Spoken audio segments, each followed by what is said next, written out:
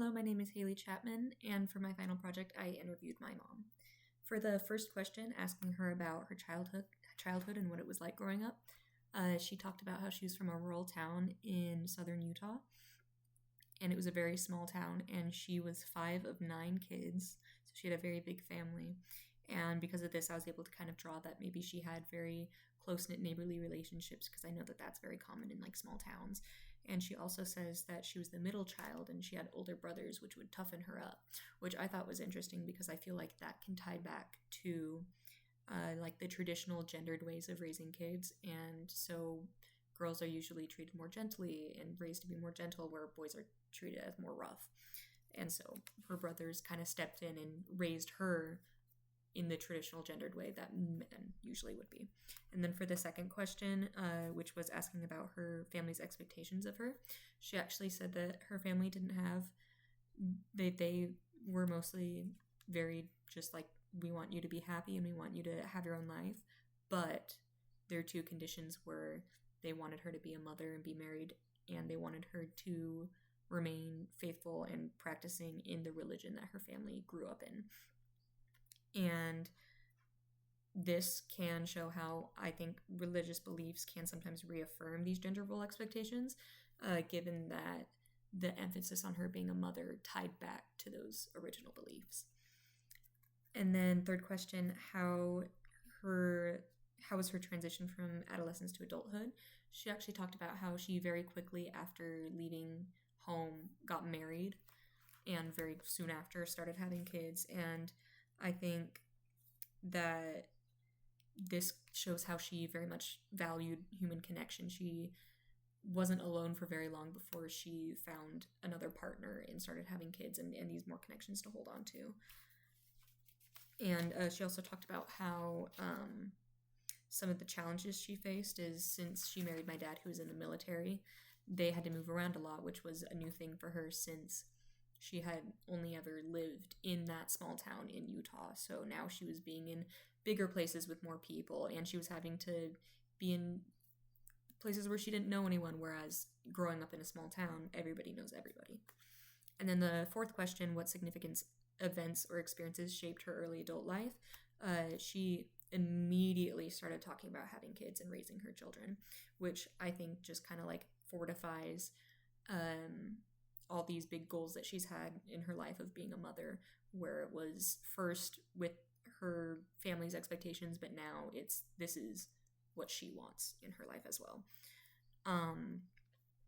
And also tying back to having my father in the military, she talked about how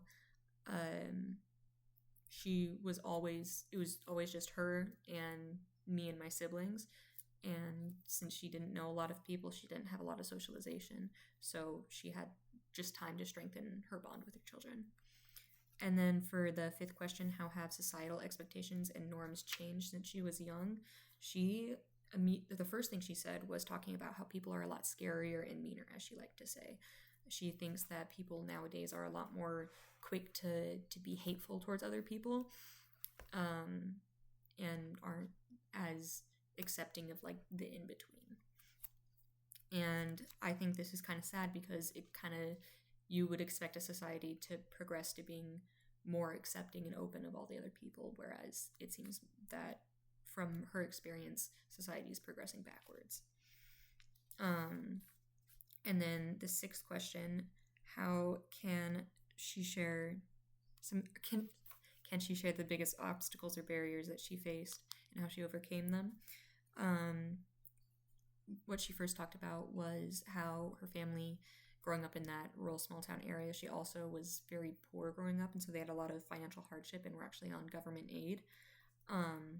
And from this, I was able to kind of assume that not only was there financial struggles, but usually financial struggles can also lead to social struggles. If you can't afford to keep up with trends and with what is like societally acceptable. And she also talked about how she felt sometimes isolated in adulthood because of her frequent moving around because of the military and not a lot of socialization. And this, to me, I kind of draw that back to how she had so much emphasis on being a mom, which of course is what she wanted. but it has these drawbacks that come with persevering to her life goal of being a mother and raising her kids. Is she kind of didn't make enough time for herself to go out and socialize, so she didn't have as many friends in her adulthood because she would always be at home with her kids. And then the seventh question's, what accomplishments is she the most proud of? And again, kind of coming back to what we've already been talking about, she was talking about raising daughters as her biggest accomplishment, which I think just ties back into her significance of motherhood in her life. And the eighth question, how did she deal with periods of uncertainty or precarity in life? She would talk about how she would focus on present and immediate problems. She'd get her head down and just focus on what's going on at that moment and just try and get through. And I think that it is a common strategy for dealing with very overwhelming things, but it might indicate that she might not be living for future goals, just getting through the present. And then the ninth question, what legacy does she hope to leave behind? She says that she has hoped that she has just been an example of self-reliance and being kind to others. And I think that speaking of self-reliance is actually, it gives a little bit of nuance to her life and I think that this gives some nuance to her previous answers that revolve around companionship and motherhood by also talking about the self-reliance aspect of it, which is more independent versus relying on others. And then the final question, what advice or expectations does she have for the younger generation? She talked about how she wants people to go out and experience the world more and meet new people and be kind to those who seem alone. And I think the first part is definitely a more common note from older individuals because of the digitalization of like modern day society, where it can be isolating, but it can help find connections, but it can also be isolating, and that decreases physical experience in return for virtual ones.